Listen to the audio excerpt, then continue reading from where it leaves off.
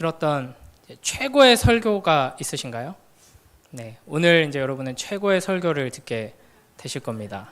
네, 끄덕거리시고 아멘 하시면 안 되고요. 제가 늦게 말했네요. 왜냐하면 제가 최고의 설교를 하는 게 아니라 오늘 본문이 바로 베드로가 전한 최고의 설교이기 때문입니다.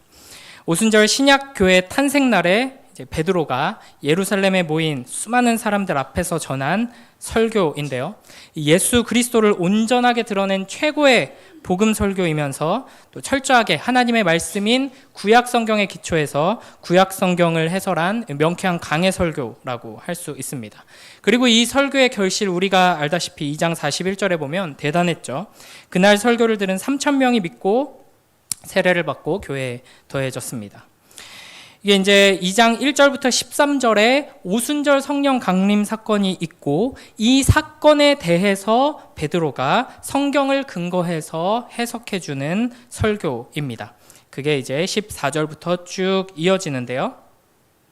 오순절 성령 강림 사건으로 인해서 제자들이 각각 방언으로 여러 나라 말로 하나님의 큰 일을 예수 그리스도에 대해 선포하는 것을 듣고 많은 사람들이 소동하면서 놀라고 당황합니다. 그래서 이제 이게 어떻게 된 일이냐 하는 사람들과 조롱하면서 대낮부터 술에 취했구만 하는 사람들이 있었습니다. 그러자 이제 베드로가 이렇게 말합니다. 우리 오늘 본문 14절 15절 함께 읽습니다. 시작. 베드로가 11사도와 함께 서서 소리를 높여 이르되 유대인들과 예루살렘에 사는 모든 사람들아 이 일을 너희로 알게 할 것이니 내 말에 귀를 기울이라. 때가 제3신이 너희 생각과 같이 이 사람들이 취한 것이 아니라. 아멘. 여기서 이제 제3신은 오전 9시입니다. 그러니까 뭔가 엄청난 일이 지금 일어나고 있는데 이걸 보고 많은 사람이 놀라지만 또 어떤 사람들은 저거 술 취해서 저거 이상한 짓 하는구나 이렇게 조롱을 하는데요. 지금 오전 9시인데 대낮부터 술 취해서 그러는 사람이 어디 있느냐. 지금 여기 중에는 머릿속으로 대낮부터 술 취해서 그러는 사람 떠올리신 분이 있을지 모르겠는데 유대인들 입장에서는 그건 말도 안 되는 일이거든요. 그러니까 지금 우리가 지금 술 취해서 그러는 게 아니다라고 하면서 이제 이 놀라운 성령 강림 사건의 의미가 무엇인지를 설교를 통해서 해설해 줍니다. 어떻게 시작하는지 우리 16절 함께 읽습니다. 시작. 이는 곧 선지자 요엘을 통하여 말씀하신 것이니 일러스되.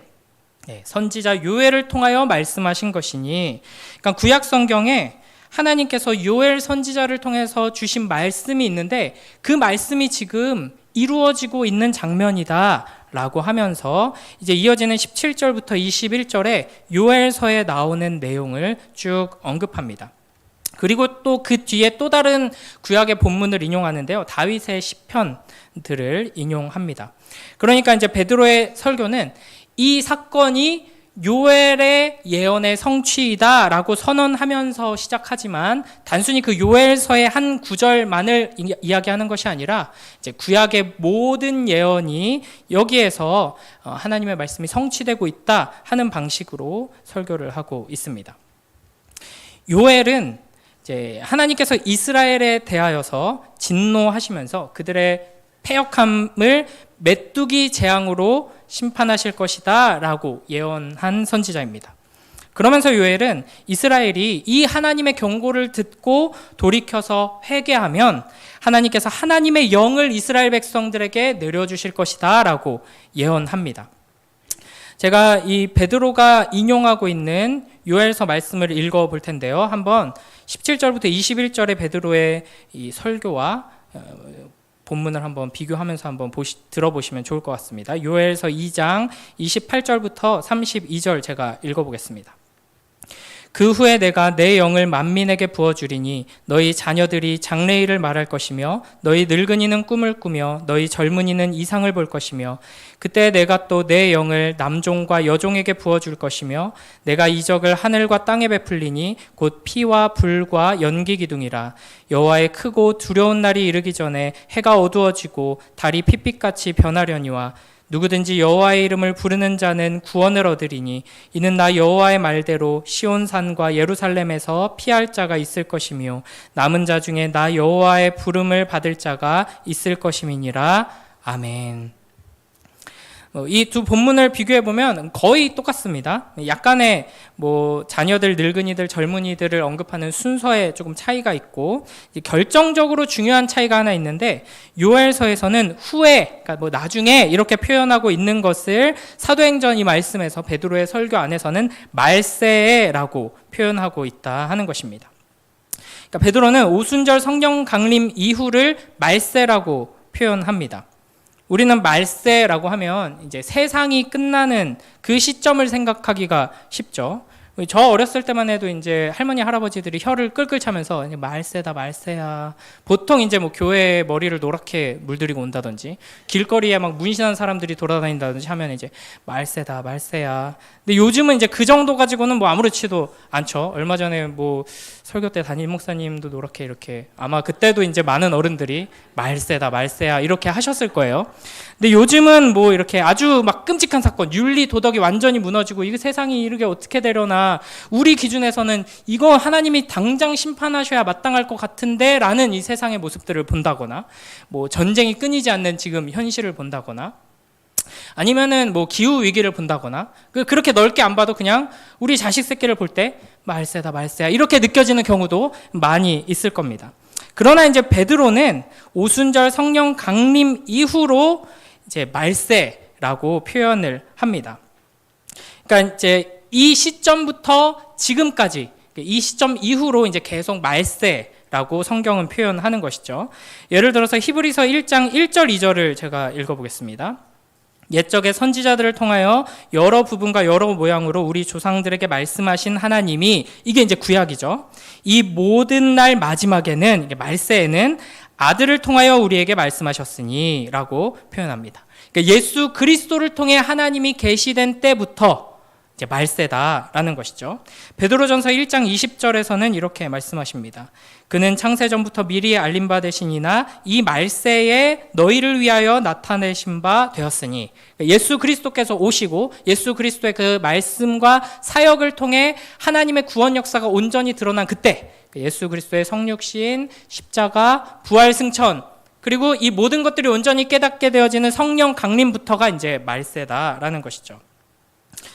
한 군데만 더 읽어보면 요한일서 2장 18절입니다. 아이들아, 지금은 마지막 때라. 적그리스도가 오리라는 말을 너희가 들은 것과 같이 지금도 많은 적그리스도가 일어났으니 그러므로 우리가 마지막 때인 줄 아노라. 아멘.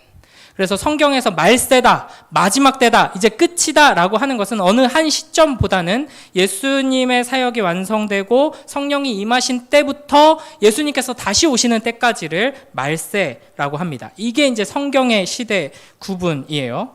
그런 점에서 봤을 때 이제 말세네, 말세야 하고 혀를 끌끌 차셨던 어르신들은 선지자의 사명을 온전히 감당해 내신 거죠. 지금 우리가 살고 있는 이 시점, 예수님 이후 성령 강림부터 예수님의 재림까지 말세다 하는 것을 우리로 하여금 잊지 않게 해주는, 그래서 이제 여러분들도 이제 나이가 드신 특히 우리 권사님들은 그런 사명을 잘 감당해 주셔야 합니다. 우리가 말세라는 거를 젊은이들이 깨달을 수 있게 혀를 끌끌 차주시면서 말세다, 말세야 이 선지자의 그 선포를 하셔야 하는 것이죠.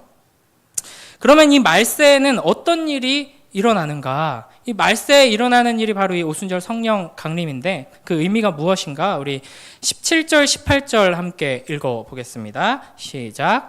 하나님이 말씀하시기를 말세에 내가 내 영을 모든 육체에 부어주리니 너희의 자녀들은 예언할 것이요 너희의 젊은이들은 환상을 보고 너희의 늙은이들은 꿈을 꾸리라.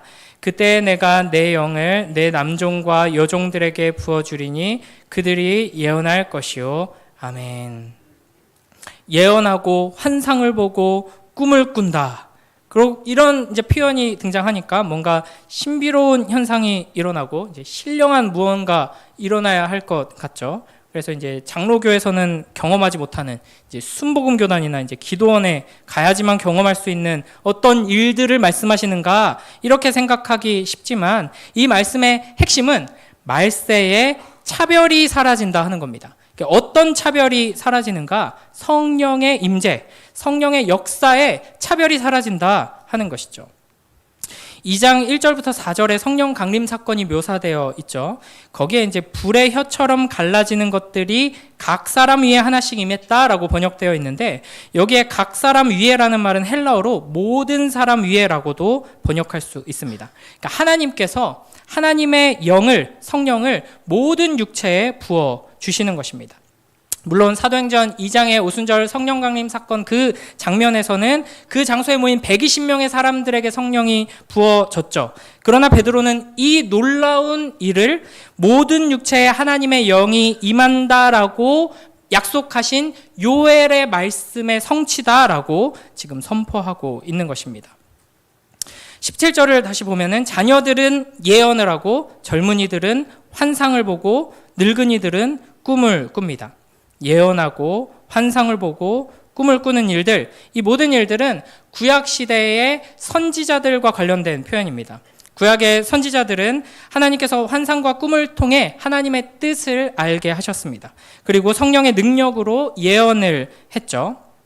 그러니까 여기서 예언이라는 것은 이제 뭐 너희 집에 사과나무 있지, 그것 때문에 뭐 1년 후에 큰 악재가 닥친다, 뭐 이런 미래 일을 말하는 것이 아니라 하나님의 말씀을 대언하는 것이죠. 특히 이제 구약의 모든 선지자들은 이미 주신 이제 율법의 말씀, 이제 오경의 말씀에 기초해서 지금의 현실을 해석하는 겁니다. 그러니까 설교랑 똑같습니다. 하나님의 말씀을 대언하는 대변인 역할을 하는 것이죠. 근데 이 예언의 사역은 구약 시대에 특별한 경우에 특별한 사람들을 선택해서 하나님께서 하셨습니다. 그러나 이제 오순절 성령 강림을 통해서 남녀노소 상관없이, 신분에 상관없이 모든 이들이 성령의 임재 안에서 선지자가 된다라는 말씀이죠. 그러니까 모든 사람들이 하나님의 말씀을 깨닫게 되고 하나님의 말씀을 가르치고 선포하는 그 역할을 감당하게 된다라는 것입니다. 여러분, 이것을 믿으십니까? 구약의 선지자들, 사사들, 왕들, 우리가 지금 쭉 2달째 묵상하고 있는 예레미야와 같은 선지자, 이사야 같은 선지자, 기드온과 같은 용사, 다윗과 같은 왕, 이런 이들에게 임재하셔서 하나님의 말씀을 깨닫게 하시고 하나님의 역사를 이루게 하셨던 그 성령 하나님께서 동일하게 우리에게 임하셔서 하나님의 말씀을 깨닫게 하시고 하나님의 말씀을 선포하게 하시고 하나님의 역사를 이루게 하신다. 여러분, 이것을 믿으십니까? 네. 그런데 그렇지 않습니다. 그것과는 비교할 수 없을 만큼의 놀라운 역사를 우리에게 하십니다. 그러니까 이 구약에는 특정한 시기에 특정한 일을 위해서 성령 하나님께서 일하셨다면, 이제는 성령 하나님께서 그냥 우리를 집으로 삼으셔서 우리 안에 그냥 오셔서 계속 거하신다라는 것입니다. 심지어는 예수님과 살을 맞대고 직접 이 고막으로 들어오는 예수님의 음성을 듣고 예수님의 손을 만지고 예수님과 같이 음식을 먹었던 제자들보다도 훨씬 더 친밀하게 예수님과 교제하고 친밀하게 소통할 수 있는 특권을 우리가 성령을 통해 누리게 된다 하는 것입니다. 이것이 바로 오순절 성령 강림을 통해서 요엘의 예언이 이루어짐으로써 우리에게 임한 놀라운 축복입니다. 이 성령의 임재를 통해서 우리가 누리는 가장 큰 은혜, 가장 큰 성령의 사역은 무엇인가? 바로 하나님을 아는 것입니다. 성령 하나님은 말씀의 영이시고 예수 그리스도의 영이시죠. 그러니까 하나님의 말씀을 깨닫고 하나님의 말씀을 알게 하십니다. 그러니까 구약의 사람들은 하나님에 대해, 또 하나님의 구원 역사에 대해 희미하게 알 수 있었습니다. 그리고 많은 사람들이 이렇게 희미하게 알고 있는 선지자, 제사장들을 통해서 전달받을 수밖에 없었죠. 그러나 이제 성령 하나님을 통해 우리는 예수 그리스도의 성육신, 십자가, 부활, 승천, 그리고 성령의 역사, 재림까지, 그리고 마지막 날에 완성될 그 나라까지 하나님의 말씀을 통해 성령께서 우리에게 깨닫게 해주시는 그 놀라운 은혜를 누리게 되는 겁니다. 그래서 우리는 하나님의 말씀 안에서 꿈을 꾸고 환상을 보고 예언할 수 있게 되는 것이죠. 이것을 이제 사도행전 이야기 속에서 우리는 확인하게 됩니다. 그러니까 오순절 성령 강림 이후에 하나님의 말씀을 선포하고 가르치는 일들, 말씀을 듣고 배우는 일들이 매우 활발하게 일어나기 시작합니다. 그래서 사도행전에는 설교가 많이 등장해요. 하나님의 말씀이 아주 자주 선포되고 가르쳐지고 이를 통해 얼마나 많은 이들이 하나님의 말씀을 듣고 구원을 얻게 되는지를 우리는 사도행전을 통해 보게 됩니다. 그러나 이 사도행전에 기록된 초대교회 역사는 이 놀라운 성령의 역사의 첫걸음에 불과했습니다. 이후로 이제 복음은 훨씬 더 강력하게 확장되게 되죠.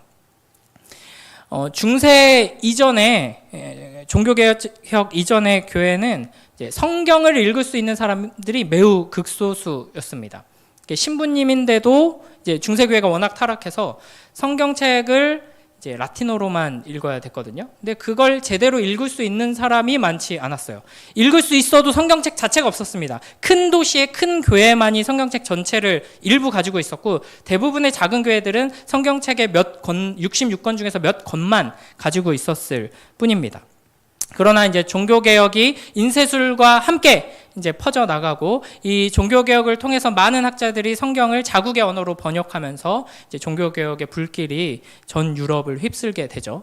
그러면서 이제 원래 거의 뭐 저택 한 권 값하던 성경책의 가격이 뚝뚝 떨어지면서 각 교회가 다 성경을 소유하게 되고 많은 사람들이 성경을 소유해서 읽게 됩니다. 그리고 이제 종교개혁과 함께 이제 이 하나님의 말씀에 대해서 논리적으로, 체계적으로 정리해서 가르치는 이제 교육의 도구들이 많이 생겨나죠.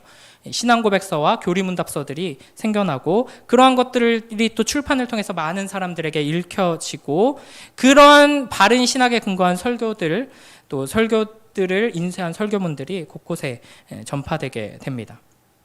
그리고 이제 우리가 사는 이 시대에는 훨씬 더 쉽게 하나님의 말씀을 접할 수 있죠. 그렇죠? 뭐 집에 먼지 쌓인 성경책 안 펼쳐본 성경책도 많이 있을 거고, 사실은 성경책을 잘 안 펼쳐보는 이유는 이제 여러 가지가 있겠지만 그 중에 하나는 뭐 패드나 스마트폰이나 컴퓨터로도 성경 말씀을 볼 수 있게 됩니다. 그리고 좋은 설교들을 또 온라인을 통해서 많이 듣게 되고요.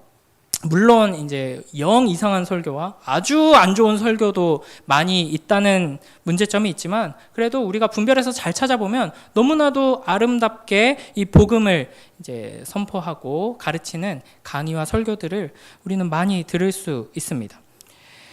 그러니까 이 성령의 임재를 힘입어서 하나님의 말씀을 깨닫고 그 말씀을 살아내고 가르치는 선지자로서의 사명을 모든 이들이 감당하는데 아주 좋은 조건이 갖추어진 이 시대를 우리가 살고 있다 하는 것입니다.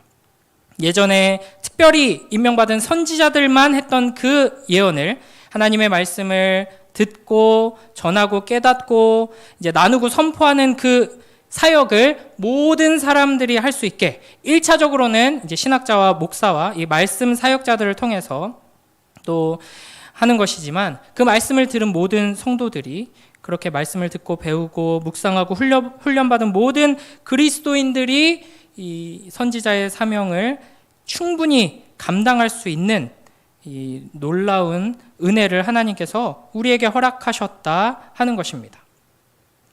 그러니까 결국 이 본문이 우리에게 말씀해 주시는 것은 우리 모두가 하나님의 말씀을 선포하는 선지자로 부름받고 있다 하는 것입니다.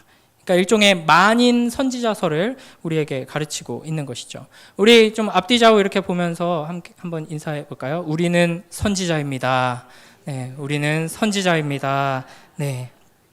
성령을 받은 모든 사람들은 이 책, 하나님의 말씀인 성경을 읽고 이해할 수 있습니다.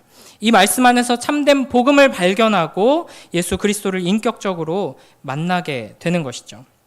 이 말씀을 우리의 심령 가운데 채우고, 이 말씀을 통해 위로받고 하나님의 사랑을 깨닫고, 이 말씀을 우리의 삶의 기준으로 삼아서 이 말씀을 함께 사모하며 함께 나누며 사랑하며 살아가는 삶, 그게 우리가 살고 있는 이 삶이죠. 그것이 바로 선지자로서 부름받은 선지자들의 삶의 가장 중요한 핵심입니다. 우리가 하나님의 말씀을 사모하며 항상 가까이 하고 그 말씀대로 살기 위해 분투할 때 그러한 우리의 삶을 통해 이 세상은 하나님 나라의 영광을 보게 될 것이고 때로는 하나님께서 이 어두운 세상에 보여주시는 경고의 말씀을 들을 수 있게 되는 것입니다.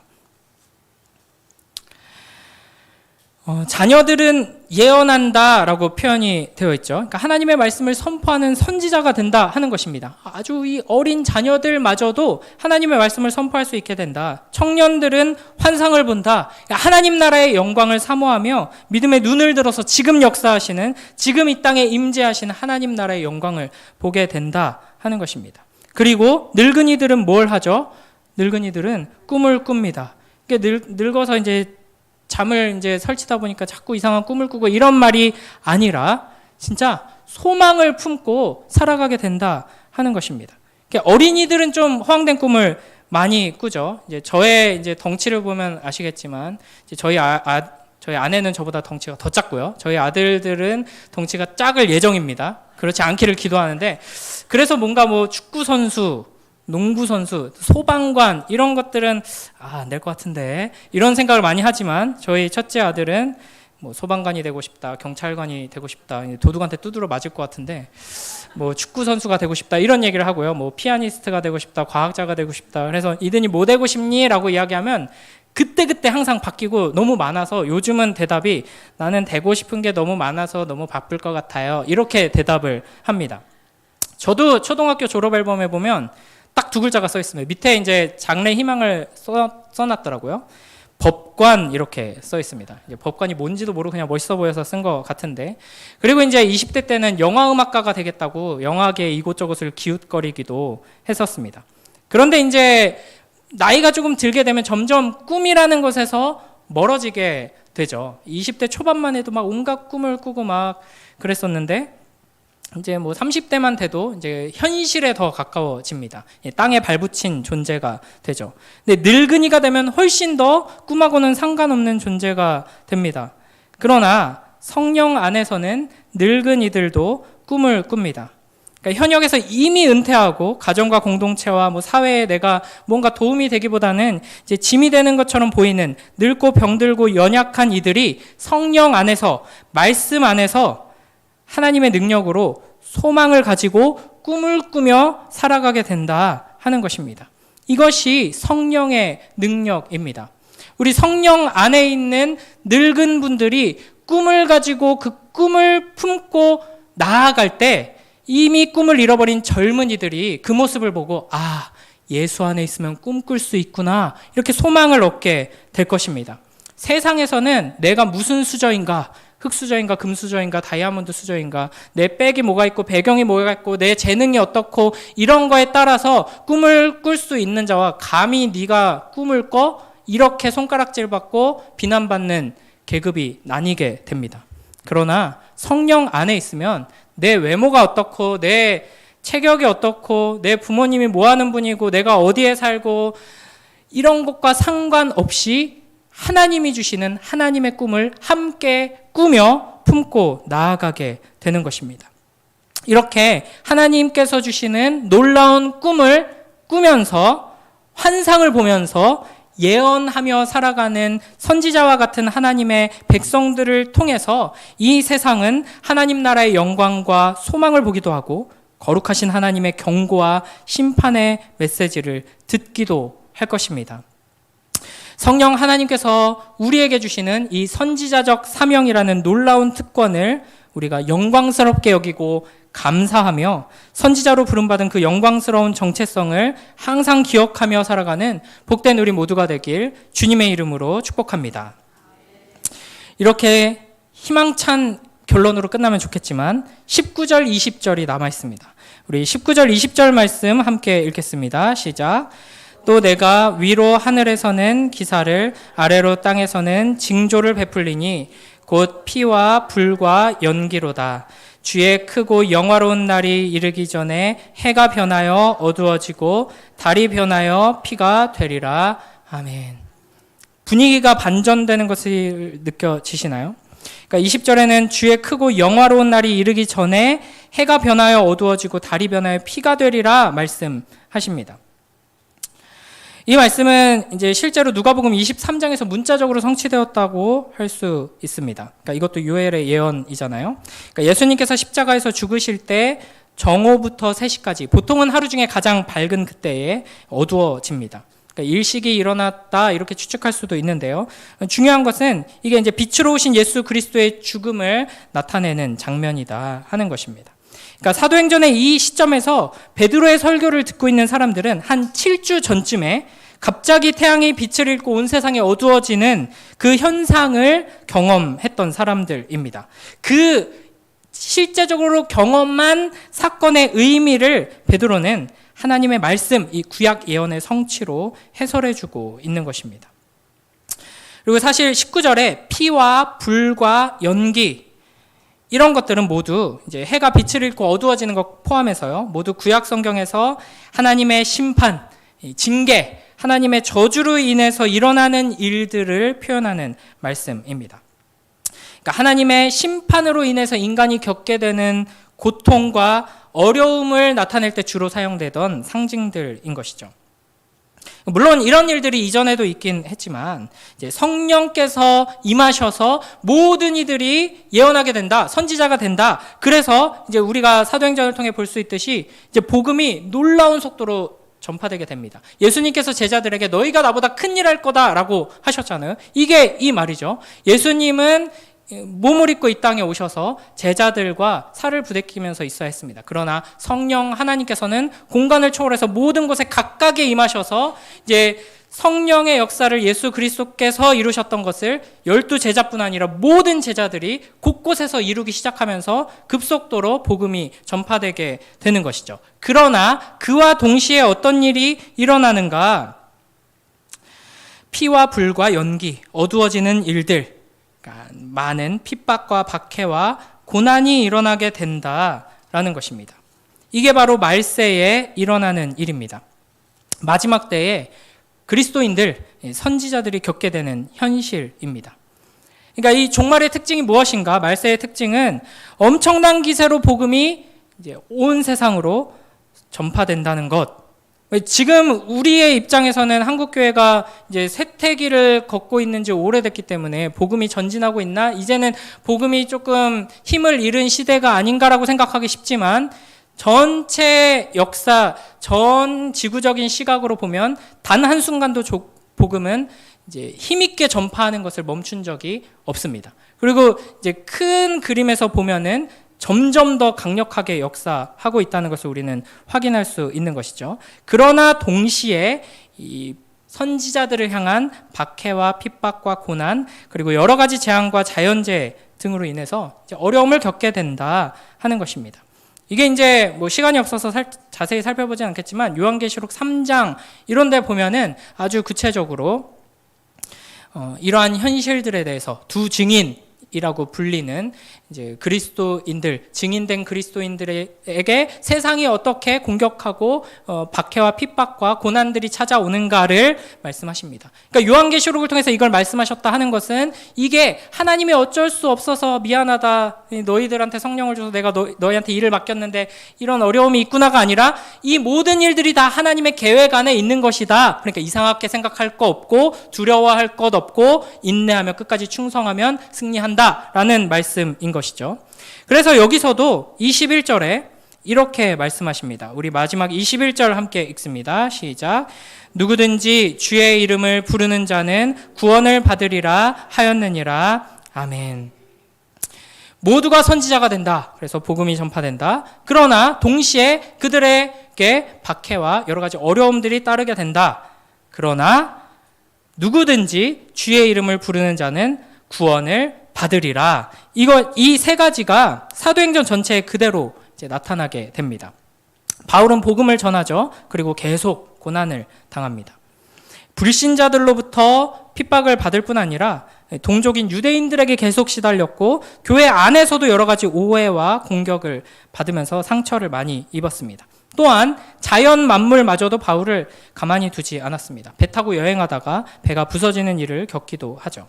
그러니까 우리는 예수 믿고 성령 받아서 감히 내가 선지자의 사명을 감당하게 되다니 라고 기뻐하면서 승승장구할 것을 기대하기 쉽지만, 우리가 하나님의 말씀을 붙들고 이제 말로써 선포하고 전하고 또 삶으로써 그렇게 살아내게 될 때 당연하게도 세상의 저항을 맞이하게 되고 악한 원수마귀의 공격을 받게 되고 심지어는 온갖 자연재해와 질병과 재앙으로 고통을 당하게 된다 하는 것입니다.